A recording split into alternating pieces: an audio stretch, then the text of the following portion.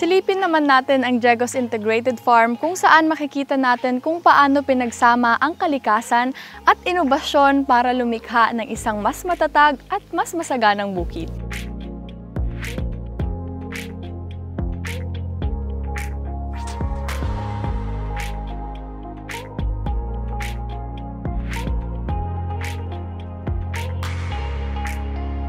Dito sa Sitio Maikawa, Barangay Makaykayawan, matatagpuan ang Jegos Integrated Farm.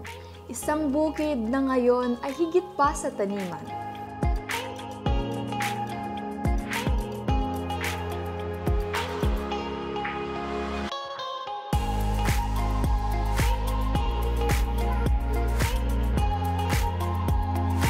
Certified as a learning site for agriculture, ang farm na ito ay nagsisilbing demonstration site at knowledge-sharing venue para sa mga magsasakang gustong matuto at magsimula rin ng sustainable farming.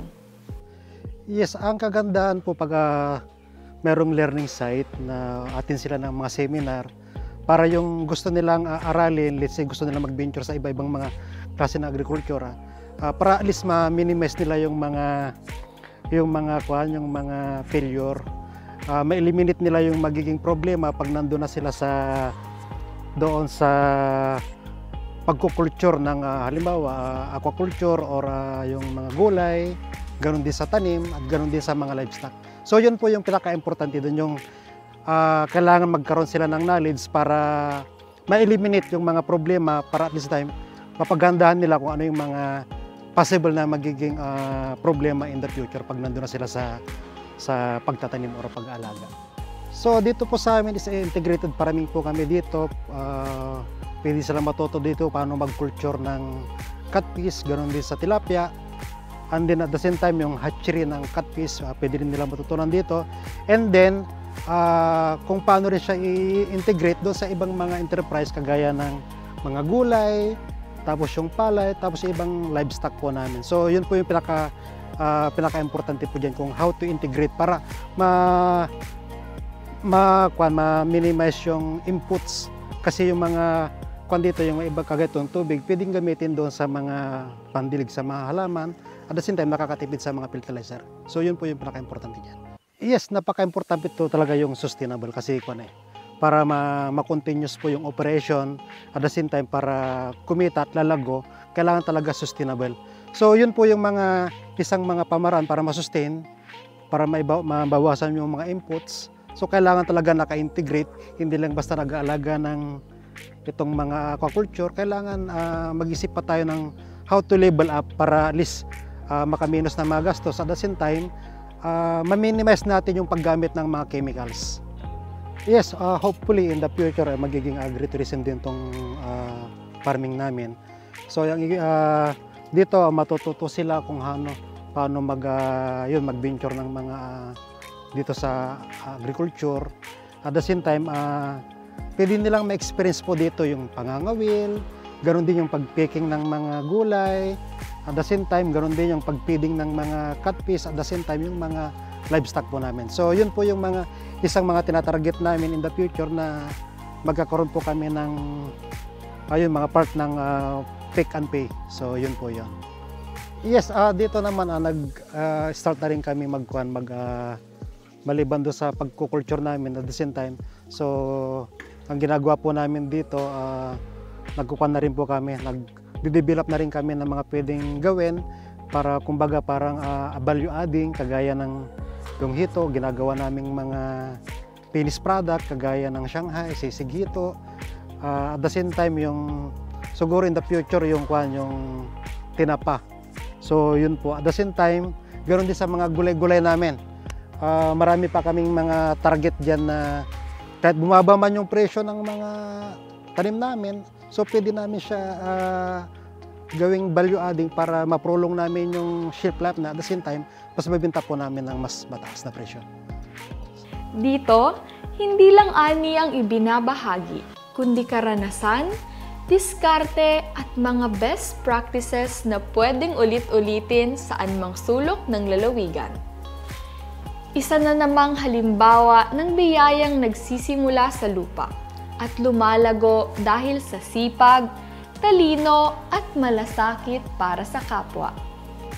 Itong Kamagsingalan Service Cooperative sa Jigos Integrated Farm is sila very potential na maging learning site in agriculture. So, we assist them. Fortunately, na they are now legit LSA. So, kung legit ka na LSA, pwede ka nang expand mo ito. Pwede halimbawa mag-ano ka nang may mga pupunta rito. Halimbawa, just like this, pick and pay. Yung pupunta rito, bisita, turista, mag-harvest sila. After ng harvest, babayaran nila. Ganon din sa kabila. So, with that, maano natin na nakatulong tayo sa kanila. Kasi they are in this Kamagsingalan Service Group Cooperative intends for vegetables production. So doon naman sa kabila is integrated. They have nursery, producer sila ng hito, ng rice, ng livestock doon sa kanila. So ngayon, they are now producer. Itong mahalaga ito kasi lahat ng mga farmers association natin dito na gustong pumunta at gayahin ito, they can now their replica, maging replica. Para sa ganun hindi sila mas malago ang kanilang kabuhayan through their production ng iba't ibang klase ng vegetables. Kaya ang gagawin natin sa kanila, kung dito is talong, eggplant, sa other one is pwede silang more on kamatis, yung kabilang more on pipino, para hindi pare-parehas yung kanilang production at walang maiiwan.